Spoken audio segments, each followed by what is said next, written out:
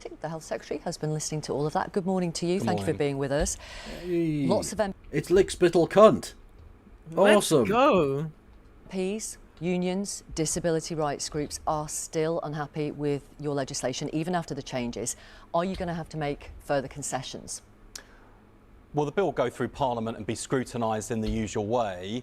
And critically, I think one of the things that's changed this week is not just the package, but also the approach. We're in a much better position now than we were this time last week for a number of reasons, partly because anyone who's watching this morning who's on PIP now has the security of knowing that their position's protected, but crucially...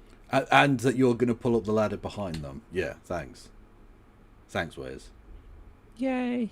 In terms of PIP reform, there's a commitment there to work with disabled people, with disability rights organisations to get this right. And so you could make further concessions if disability rights groups, who are now co-producing this review, say, actually, PIP in the future. Well, there is a review strict. on PIP, and we've got to listen. And I thought what was interesting listening to both Rosie and Lou there in those interviews was a consistent theme, which is about listening, engaging, working in partnership. And I was struck by something Rosie said about... No, just stop. Don't do the fucking thing, right? Listening and engaging is only useful if you change your fucking position, right? If the policy stays the same, but you have got, but you've talked to disabled people, right? If you've talked to them and you're not changing the policy, then what you've done is ignore them. Yeah, literally. I want to believe that they're going to work with us, but there was that cynicism about whether that's real or not. And I think there's a lot of trust that needs to be rebuilt. What she said was, I don't believe them because I haven't seen any evidence that disabled people have been at the heart of this. That's where the rebuilding of trust comes in. So you need to rebuild the foundations of your trust with disabled people in order to fix the foundations of the country. And okay, well, the only way that you can salvage this relationship is by fucking it's getting rid of it, scrap it, bin it.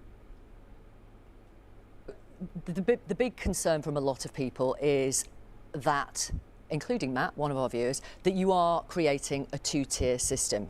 He says, I still don't understand the logic of applying cuts to future applicants. Is that just so there are fewer people directly affected to protest the cuts? Yeah, literally, yeah. Well, and fewer complaints, like people who don't know they're going to be necessarily claiming PIP in 5 years aren't going to be complaining to their MP about this because they don't know. Look, they can't tell the future. So basically you shut up the people who might make a noise now so that you can sneak this shit through and fuck over everyone else in the future. Yeah, literally. I mean, that's the thing, right? Is that it's someone who is being screwed over by a policy that they don't know they're being screwed over by is much more invisible than somebody who is having their misery compounded by a deliberate act against them. Yeah. Which is why they almost always, when they raise the retirement age, they don't do it for everyone. They'll say, oh, people born after such and such a date, which makes them like 40. So they're far enough away from retiring that they don't even notice that they're being fucked. Yep. Brilliant. Fucking evil bastards. Honestly, Westminster... No, I can't say that. I definitely can't say that. Westminster needs to go away. Is bland enough that I can say it. How is it fair that there's a two-tier system? Well, you could say that about a number of other systems, like student finance, for example. Sure, but I'm asking about this. I'm answering. Okay, fix that system then. Yeah, fix that. If that's also two-tier, fix it! It's so much better having Victoria, Derbyshire and Laura Coonsberg. Yeah. Kids, like fucking Wes Streeting, like 5 seconds wants to go, well, think about this other issue. No. I asked you about this issue. Shut up, Wesley. But yeah, but even so, you can then tackle him on that and go, okay, maybe bring up with the Department of Education. They've got a two-tier funding system for student loans. I mean, unfortunately for Wes Streeting, he is not a member of His Majesty's government, right? So he's in no position to influence all the other things that he thinks are two-tier that are bad, So no, it's shit out of luck. No, thankfully he doesn't sit around a table with all of the relevant heads of department every fucking week in Downing Street, where he could inform them of these things. No, he doesn't. He's just some random bloke apparently who's never met any politician ever. Literally, like Joe Biden bit was just like, oh, who the hell is the president of the United States? I'd like to have a word with him. Yeah. Honestly, I wish Joe Biden was around to see this. But unfortunately, he's dead, so, I mean, who knows? The question, which is when things change and evolve, as you bring in new systems, it does change sometimes from group to group. Student finance being an example, there are other my examples question is, too. how is that fair? Well, we've got to make sure the system is sustainable. And so one of the Also, if you've been in government now for a year and you've still got a thing that you know is two-tier in education and you haven't fixed it, that's your fuck-up then at this point. And I love how his position here as well. Oh, we've got the two. She says, "How can you justify how is a two-tier system fair?" She asks him, "How is a two-tier system fair?" His response as well, "We've got to." His response as well, "We've got to get the welfare bill under control." He's literally said, "Some of you may die, but that's a sacrifice I'm willing to make." That's his response. Yeah. 500 fucking votes. Challenges we've got with the welfare system is even with these changes, in fact, even before the changes were made this week, the cost of the welfare bill is growing enormously. There's a real risk to it, both in terms of financial sustainability and democratic support and legitimacy. And so there are three things we've set out to do throughout the process. One is to make sure that people who through no fault of their own genuinely can't work through illness and disability, they get better support, to make sure that those who can work and want to work are supported into work, and thirdly, to make sure the system's sustainable. That's been the goal throughout. Those goals, I think, are supported by everyone.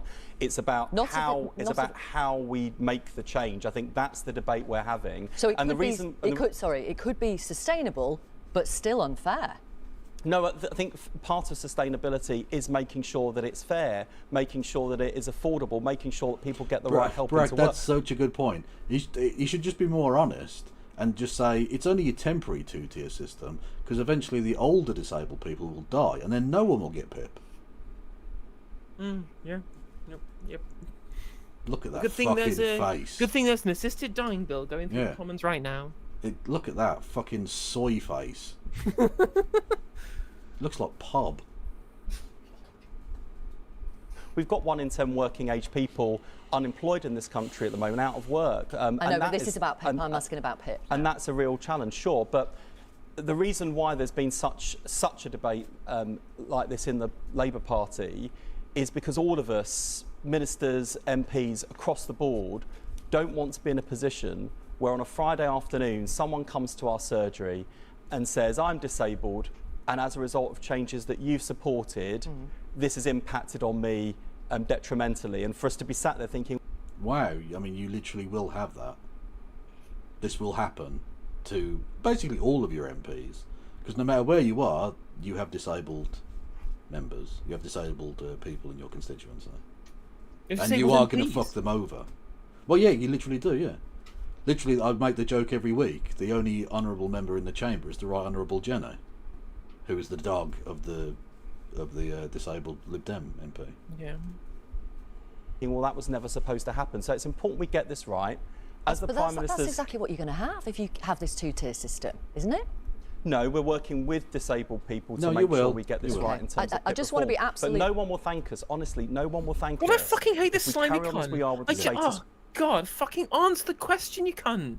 Answer it. Just endless deflection. And you know why? Because he knows he's fucking wrong. Right? He knows what he's doing is evil, and he doesn't care. Yeah. Quo with an unreformed system that doesn't help people into work, doesn't provide an adequate level of support for people who can't work, and the system goes bust. So you make the system worse. You're not going to help any more people into work.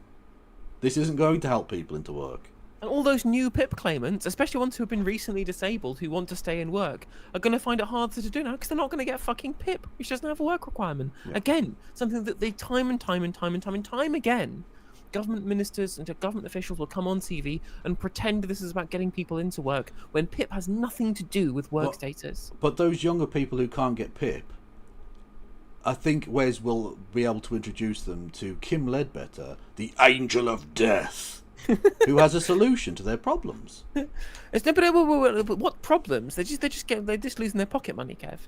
No, that is true. That is true. You know, to be fair. Yeah, it's both such a massive problem that they require assisted dying, but also such a tiny problem. It's basically pocket money. Yes. or the voters say, you know, we're not going to support this anymore, and we're going to vote for someone else who doesn't believe in welfare at all. Okay. That's the jeopardy. I want to be and really that's clear. Whoa. What about parties that actually do believe in the welfare state that you clearly have abandoned? Like, I don't know, the Green Party. Oh, Or but you no could- one's would you- going to vote for them. That's fine. You could support by joining Greens Organised to make them into an eco-socialist, eco-populist party, and support Zach Plansky, the leader, by becoming a Green member before the 31st of July. I didn't agree to this becoming a propaganda stream. I mean, I also don't mind, but I didn't. I just want to say we didn't pre-discuss this. Yeah, including, of course, you can support Greens Organised, and you can also support Palestine Action until next week. got to reform the system, but I accept we've got to do it with people rather than to people. Right. We've got So to make sure that we get this right because it's too important to get wrong. The Prime Minister, members of the Okay, Cabinet. if you want to do this with people, name one disabled rights group that's with you. I'm sorry? If he wants to do this with people, not to people, can he name one disabled rights activist group that agrees with these changes? Yes. Can he name a single disabled rights activist group? Can you name one single disabled person? Apart from that one wanker in the Daily Mail. Did you see that? The member of the House of Lords? No. Yeah, he was... Oh, God. If someone can find the fucking thing for me. It was in the Daily Mail on, I think it was Friday or something. He's... I don't know what problem he had, but he had some kind of disability where he'd had to have the lower half of his legs and arms removed and replaced with, like, false limbs. And he was a member of the House of Lords. I think he'd previously been an MP back in the day. And he was like, it was literally like the worst shit. He was like, if disabled people like me can get on, then everyone can, and you're just being a lazy prick. And I'm like, motherfucker, you get paid £300 a day to turn up. You're a member of the House of Lords. You don't have to do anything. You can just sign in, go for a piss, and leave. And you get £300. You get £50 for breakfast. On top of that. And travelling fees. I don't know that any other disabled person does get that, do they?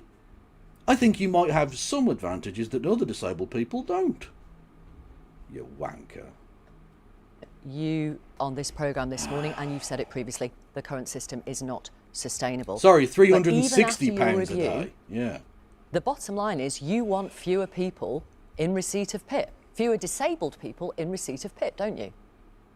Well, we want to make sure we're getting the line in the right. The answer is yes. Again, he knows he's evil. Yep. He knows that he's just sentencing people to an early grave, and he's just like, well, how do I spin this? Yeah. What a fucking ghoul, honestly. Place in terms of. So the answer is yes. You Well, want fewer disabled people claiming we've PIP. got, I think, 1,000 more people coming on every day. Like it's not See? sustainable in I its told current you. form. So It's yes. just- it's Hang on just one not. second. Well, And unless we I told you they fucking say it. I told you again, this complete nonsense deflection, which isn't a real number, that doesn't tell you anything about the state of disability welfare in this country.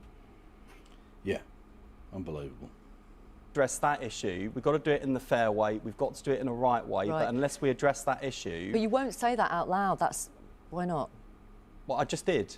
There will be fewer disabled people able to claim PIP in the future. We've got to, as I literally just said, we've got to make sure that in terms of where we draw the line, where we get it right, that it is sustainable for the longer term. Okay. So yeah, literally his position is again, it's obvious. He's just admitting it. It's penny pinching. Yep. Saying, well, the line has to be sustainable financially. Oh, okay. So some disabled people who need the money will not get it because you refuse to tax the fucking rich, right?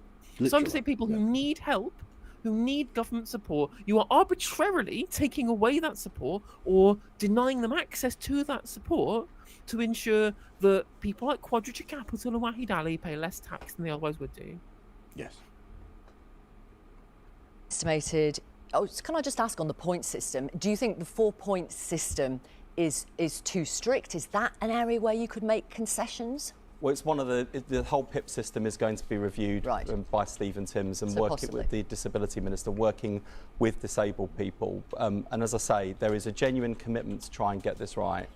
You estimated you'd get £5.5 billion worth in savings from the original reforms. The IFS now estimates it will be about £2.5 billion. Is Here it we go. worth? Hang on 1 second. I found it. That's a very good point, Monkey Spootum. Yeah, I don't know why no one talks about the fact that people who reach the age of 16 get there, they change from DLA to PIPs, they would count as a new PIP claim. If I could work, so can the rest of Britain, says amputee peer. Former MP Craig McKinley said yesterday, after receiving benefits, did not have traditional fully disabled issues and should be able to do some work. But again, this is not a work requirement. He doesn't even understand what PIP is. Yeah. Fucking wanker. You get £360 a day to turn up at the Lords, £50 for breakfast, all kinds of fucking privileges, and get paid to ask questions, because that's clearly just fucking legal now. Yeah. So, yeah, get fucked, mate. Like, I rarely wish ill upon the disabled, but that one particular individual can get wrecked.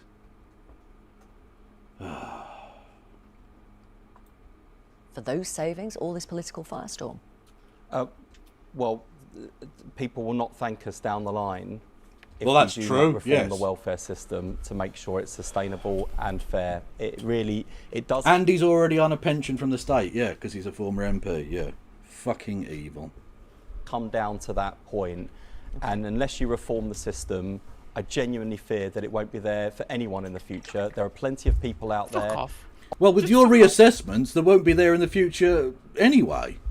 Because no one will actually meet the criteria, because they'll be so strict that PIP will functionally not exist anymore. Yeah. On the right of British politics who don't believe in the welfare state, and those of us Yeah, who are products of the yes, welfare you state. see them every day looking in the mirror, Wesley, we know. You are the right wing of British politics, yes, we know. Myself included, where it put food in the fridge and money in the electric meter when I was growing up, we know it's too important to lose. It's got to do two things. One is to be a genuine safety net and a protection from poverty. But for those people who can also work, it's got to be a springboard back to work, support people into work. Because how it's many got to times be do I a have to say PIP contributing. has no work requirement? How many times do I have Yeah. to say it? Because the journalists never question it. The Nope. journalists never question it. It drives me insane. I feel like I'm living in an alternate reality. I feel like I'm in the fucking Twilight Zone. Yep. Because it's just accepted. It's the one opinion you're allowed. And on top of this, right, we do have a part of the welfare bill that looks like it's increasingly unsustainable, the fucking state pension. Yeah. Oh Yeah, no, this but is a sacred- we can't touch the triple lock. It literally is a sacred cow, right, that can never be slain. And so instead we're going to murder some disabled people instead. Yeah. Rather than just taxing the rich bastards. Yeah, and they'll do both. Contributory system, and of course there'll be some people who through no fault of their own cannot work through severe illness and disability, and we should protect those people Sure, with you've made that more point. generous support, and that's what we're doing. You- But you- those who you will can have- work should be supported to work, and there are some You- brilliant things in the forgive me if bill I that may- enable us to do that, Absolutely, including the right to try work for disabled people. You and the Cabinet and the Prime Minister, you knew how hard this reform was going to be and that you would have to bring your own MPs along with you. How did you get it so wrong? Forensically. Well, I think there'll be plenty of reflection on that. I think that. What do you think? How? Well, I think, look, Labour MPs raise concerns in good faith. They raise concerns. Normally, we deal with this later in the process because you normally have a vote on the principle of the bill, then you go on to detail. I think the concern. Exactly, but you're so evil that even the principle was too much.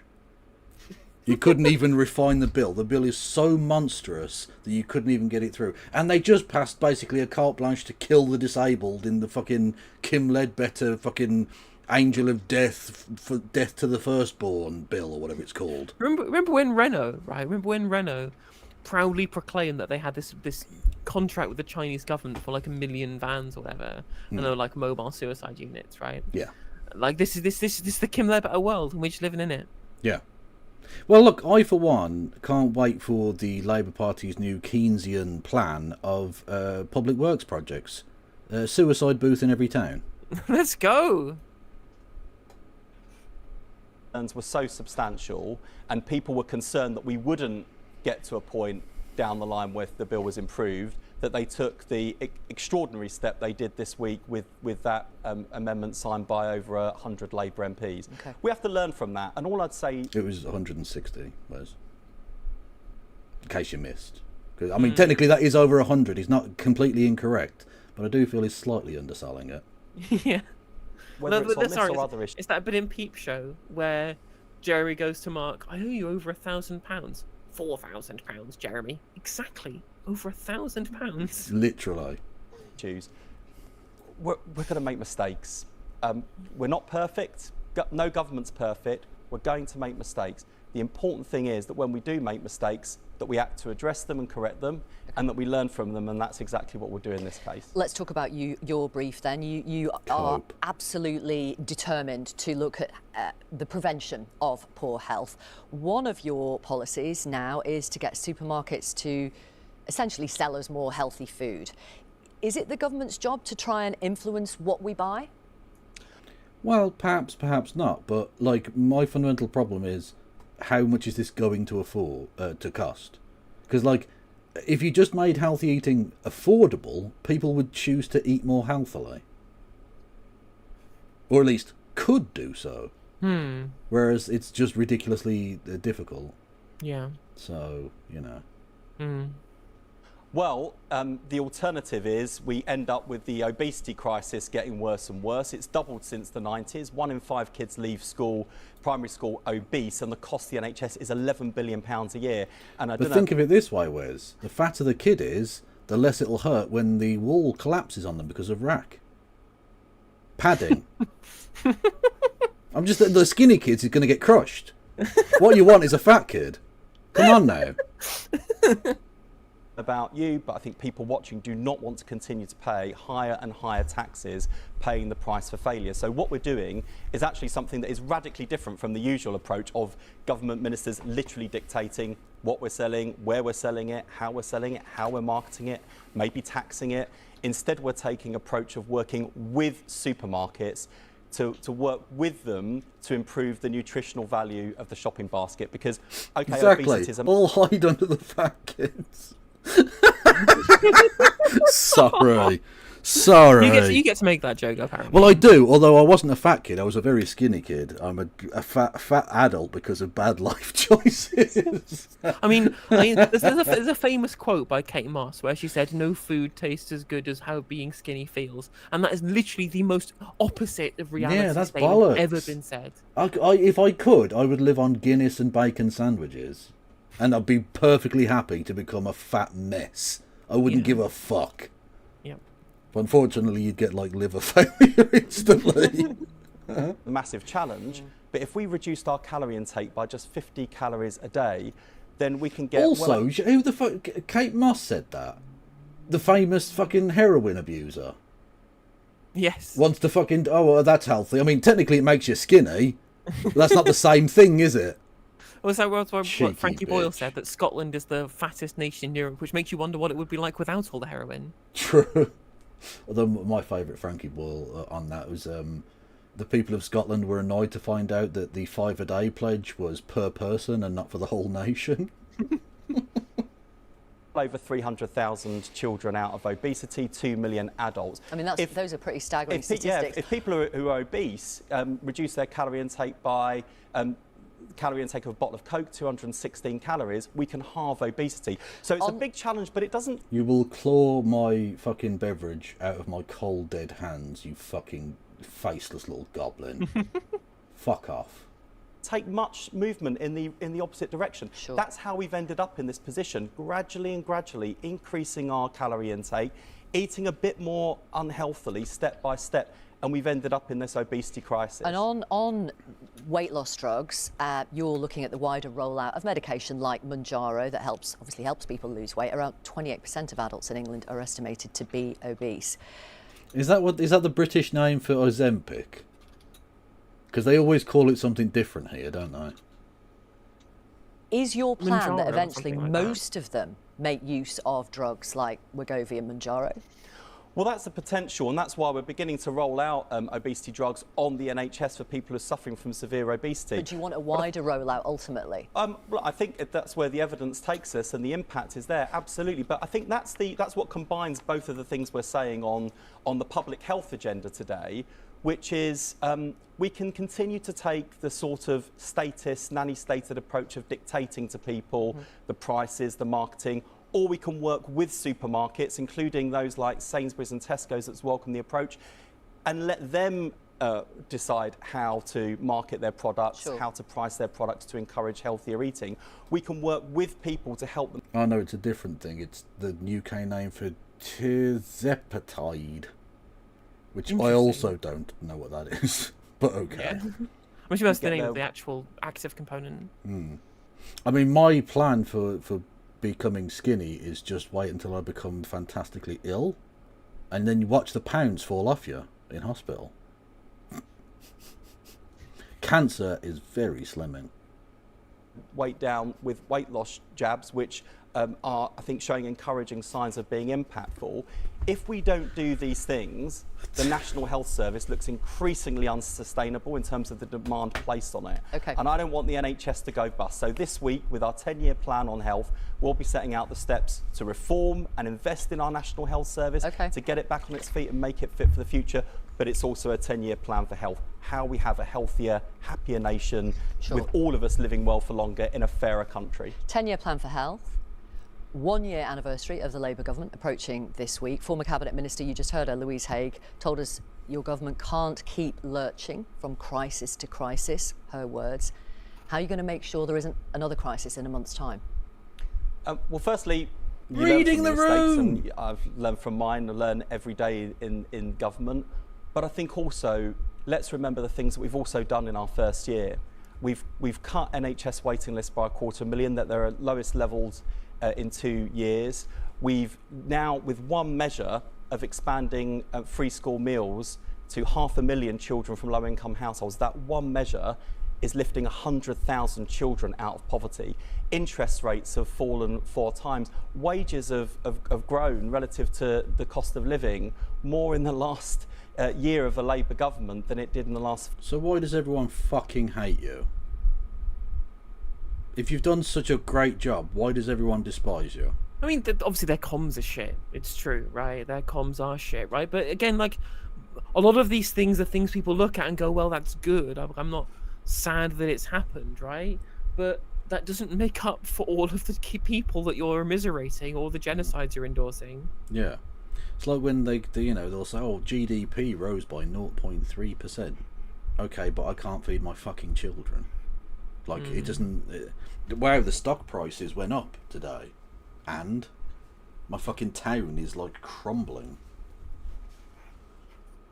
14 years of the Conservatives. Now, I'm not pretending everything's fixed. Sure. And there'll be lots of people watching this morning who are not. Is anything fixed?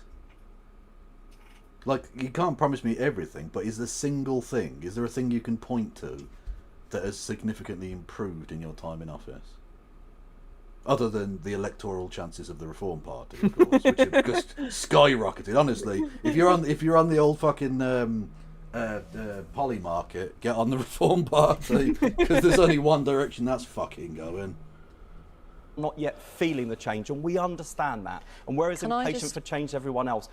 But step by step, and bearing in mind the breadth of crises this government inherited, we are beginning to move our country in the right direction. Understood. Keir Starmer has given an interview to The Observer, I'm sure you've read it, where he admitted mistakes. For example, the gloomy Rose Garden, worse before it gets better speech last summer, appointing Sue Gray, getting emotionally involved in the free clothing scandal, the island of strangers phrase in his immigration speech, not reading properly the island of strangers immigration speech before he delivered it, and obviously the U-turns, winter fuel, the grooming gang inquiry, and now benefit cuts. What sort of leadership is that? Well, I admire a leader who has the courage and humility to admit that he's not perfect and that his government's made mistakes, and also to take responsibility as well, including taking responsibility for things that I think is a team kind of failures and mistakes as well. All I'd say about Keir Starmer is, beyond the decency of the man, which I think is evident to people. What? Mate, they were literally cheering, they were chanting fuck Keir Starmer at Glastonbury yesterday. Every sector of society chants fuck Keir Starmer, To apart whom? from incredibly tedious liberal journalists. To whom is it obvious that he's a decent man outside of James O'Brien and other fucking lobby journalist wankers? Who? Literally. But again, they were telling us, they were fucking screaming at us, the lobby journalists, right? Oh, you have to vote for. He's a decent man. He understands people. He's down to earth, right? Again, the fucking fluffer biographer talking about how he's really is the most down to earth prime minister because because his dad was a fucking tool maker. I'm like, no, the man's a fucking monster. A good The word man for you is a hagiographer, by the way. Yeah, so literally, just he's a liar. He pushes people into poverty deliberately. He is fundamentally entirely obsessed with his own image, with his own level of prestige, and by somehow being able to fulfill the dreams of him as being a kid, of being Mr. Billy Big Bollocks, of being prime minister. That's it. That's it. That's. But his that's dad it, was a really is. tool maker. His mum was in the NHS. He loves Ukrainians. The people, obviously, not just a specific subset of Ukrainian men. I think he's shown real leadership on the world stage, working hard to bridge Europe and America to tackle conflict, sealing trade deals that have literally saved thousands of jobs in this country and offer a pathway to future growth. I'm going to and pause you there because reforming our public services and trying to make our country fairer through those anti-poverty measures I described, as well as getting our public services. What anti-poverty measures? What the fuck are you talking about? You've done nothing but increase poverty.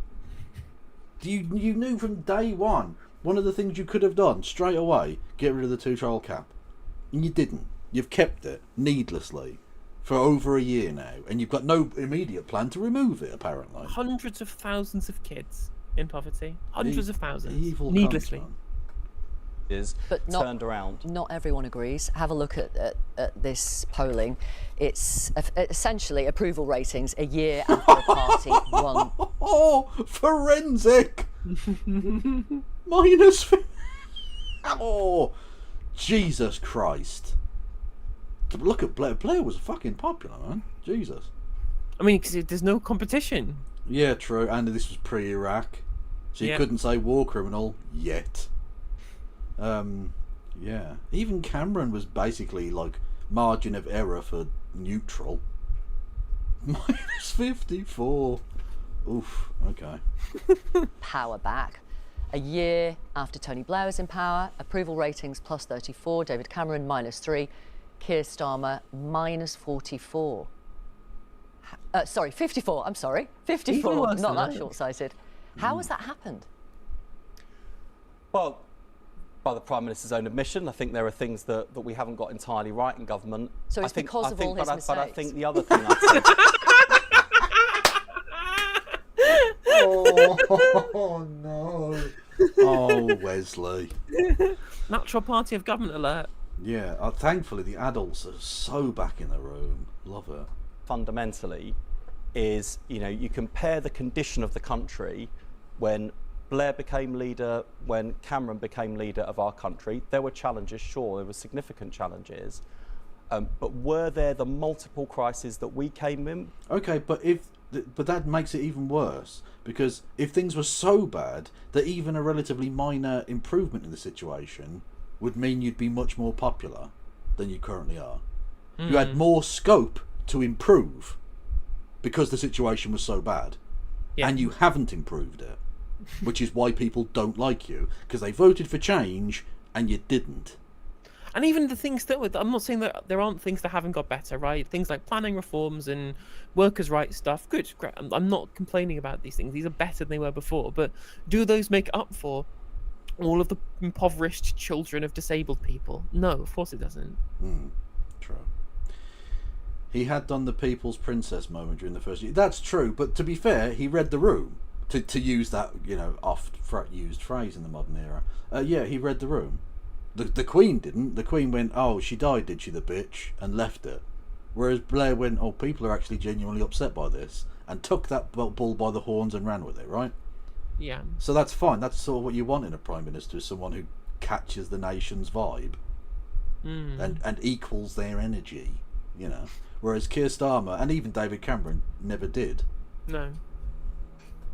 Where pretty much every government department had a major crisis that on its own would normally dominate the newspapers, but was just one of many things we had. Every challenge, every event that happens, whether it's a terrorist attack or a death of a fucking beloved national icon or whatever, is an opportunity for the Prime Minister to seal themselves as a part of the national furniture, as you know, being the statesman that you need them to be. And that's ultimately where you get tested. And Keir Starmer, like with the Stockport thing, could he have come across as giving less of a fuck about that? Yeah, Really? exactly. Like, he didn't give a shit. He turned up, looked annoyed that people were booing him, and then left and didn't do anything about it, really. Like, and then people started breaking into Greg's. It got weird. Like, you know, I'm not saying the people breaking into Greg's were his fault, but I'm just saying he didn't handle it all fantastically, is the point. Yeah. Because fundamentally he's not a leader. No. You can't be a leader from the cuck chair. To tackle and challenge. We were elected on a platform of change. Until people start feeling that change, I don't expect the public to give the Prime Minister, me or anyone else a pat on the back for a job well done. I'm not going to be satisfied until I've delivered the change I want to see in the NHS, until people can get a GP appointment conveniently, until those waiting lists are down and waiting times are down to normal levels, until we can be certain that when you dial 999 an ambulance arrives in time. I'm not going to be satisfied until the job's done, and neither will the Prime Minister and neither will the rest of us. All I'd say to people, give change a chance. It's going to take time to turn the country around. We all knew that. All we are saying is give change a chance. See, if only he could be a bit more like John Lennon. Just, you know, at the end. Thank you to what happened? Something happened. Longshot. Thank you for joining. Welcome to the Kivolution, my friend. We'll learn from our mistakes, but we'll also report back to you when we are getting things right. And there are plenty of examples of those. I've got. Just make sure you don't shout at the telly, because we're not pretending everything's sorted, even as we're reporting back about things like NHS waiting lists. Don't smile, Wes. The idea of you being happy makes me angry. You're not helping the situation. And the things that are going right. I want to ask you about Glastonbury and Bob Vylan and Kneecap. Police in Somerset say they are looking at comments made on stage by both bands. Because apparently the police have nothing better to do. I will just point out the fantastic statistic that the police have failed to solve a single home burglary in nearly half of the districts of the country. Incredible.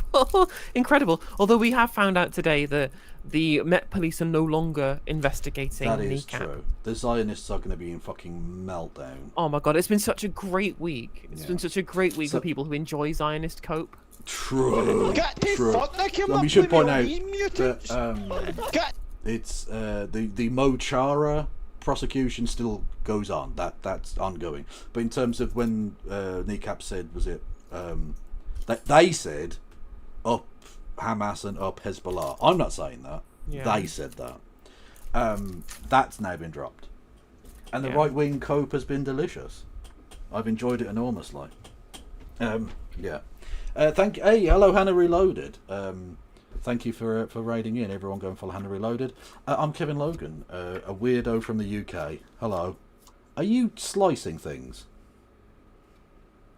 I can hear you slicing. Oh, it's just magic cards. Oh, it sounds like you're chopping onions or something. Or a carrot, perhaps. Are you making stew? I forget there's not a noise gate on the meeting microphone. Fair enough. Hang on. Are you playing in the background then? No, just flicking cards. Oh, okay. I'll let you off then. It's reflex action. No, well, that's fine. I'll let you be. Anyway, NoJustice MTG's here. She's awesome. You should also go and check out the rant she did on Navarra Media the other day. It was exceptional. Thank you. Yeah. The government has strongly condemned chants from Bob Vylan, who called for death to the Israeli military during their performance, which... I think the phrase was death to the IDF. Again, he said that. I'm not saying that. I am not saying death to the IDF. He said it. Yeah. Okay. Broadcast live on the BBC. What did you make of that? Well, firstly, we're probably giving him what he wants, which was publicity. Jesus Christ, Wes with a clever thing. Yes. Yeah. You don't give him... If you want them to not be popular and not have their message amplified, don't amplify it. Every time Eve Fartlow's out there going, oh, Kneecap want to kill all Jewish people, you're just making them more popular. Not because people actually want to kill Jewish people, but because you're lying and exposing the music of this group to a much larger audience. Exactly, and getting them able to tell them their real message, right? Rather than the one that you pretend that they're actually saying. If you're like, Bob Villain is obviously a kind of leftist group. Can you imagine better publicity than the front page of the Daily Mail saying arrest Bob Villain? Like, it's perfect. They couldn't purchase that level of cool. Yeah, exactly. There are precious few things in this world that get you more clout than understanding than the public knowing that the Daily Mail hate you. Yeah. Like, you just made them the rizziest fuckers in British music. Bravo. Secondly, I thought the comments were revolting, and if I think about the war in Ukraine, I mean, no doubt I want Ukraine to win, but that doesn't mean I'm going to be cheering on the deaths of Russians. I don't think anyone wins from that. And here's the other thing. I don't think you get the NAFO people either, then, do you? I mean, you've seen the Russophobia coming out of the NAFO types is fucking crazy, right? 'Cause I mean, fundamentally, actually, Wes Streeting is probably closer to correct here than I was expecting him to be, which is, it's true. Like, they're conscript in fucking Russia, right? There's no, unlike in Israel, there is no get-out clause of go to prison if you don't want to. You just get forced to do it, right? Like, and I don't want them to be at the behest of a government that wants them to do these things, you know? Yeah. But then you've got to remember that the vast majority of Israeli society support what they're doing in Gaza. Yeah. That want to ethnically cleanse Gaza. And the IDF service members want that as well, right? They're just as evil as the government. Yeah. Also, Wes, how much money have you taken from pro-Israel sources?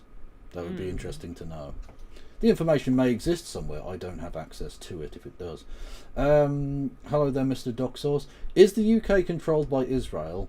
IDF/IOF isn't people, it's a fascist military group. Well, the UK isn't necessarily completely controlled by Israel, but the Zionist